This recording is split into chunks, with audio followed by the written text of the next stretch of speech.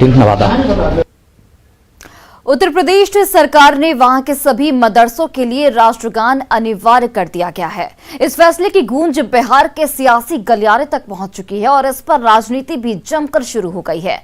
BJP ने बिहार के तमाम मदरसों में राष्ट्रगान अनिवार्य करने की मांग की है, तो विपक्षी पार्टियों ने ऐसी मांगों पर सियासत नहीं करने की बात कही है।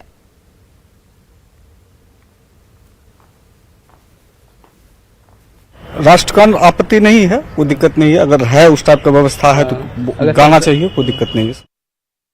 ये बातें मदरसे में पढ़ने वाला छात्र कह रहा है। इसे राष्ट्रगान से कोई आपत्ति नहीं, तो फिर ये सवाल क्यों?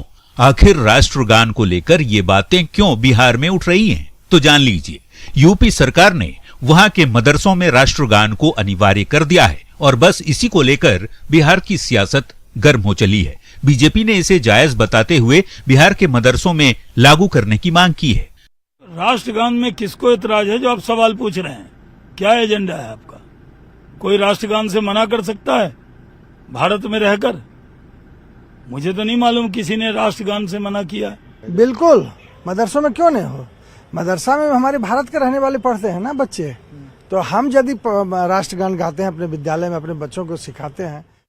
मदरसों में राष्ट्रगान के मुद्दे पर बीजेपी उत्साहित है, तो विरोधियों को ये पसंद नहीं। राष्ट्रगान को लेकर ऐतराज नहीं, लेकिन जवाब सत्ता पक्ष को जरूर दिया जा रहा है। राष्ट्रगान का मतलब जन गण मन अधिनायक जय है।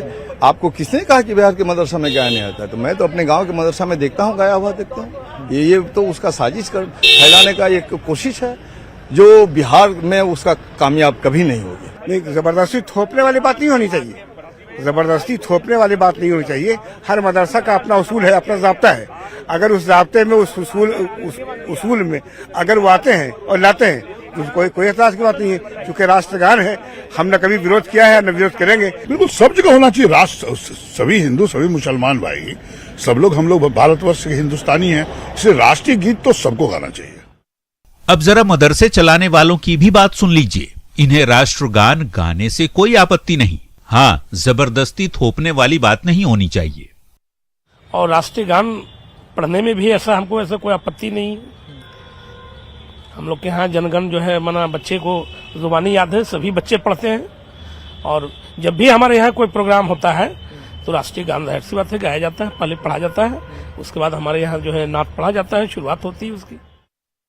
मदरसों में राष्ट्रगान को लेकर सियासत यूपी से बिहार तक आ पहुंची है। वैसे इसके पहले भी बिहार में कई बार मदरसों को लेकर बीजेपी नेताओं की भूमिका पर सवाल खड़े हो चुके हैं और एक बार फिर से राष्ट्रगान से जुड़े मुद्दे पर सियासत गर्मा गई है।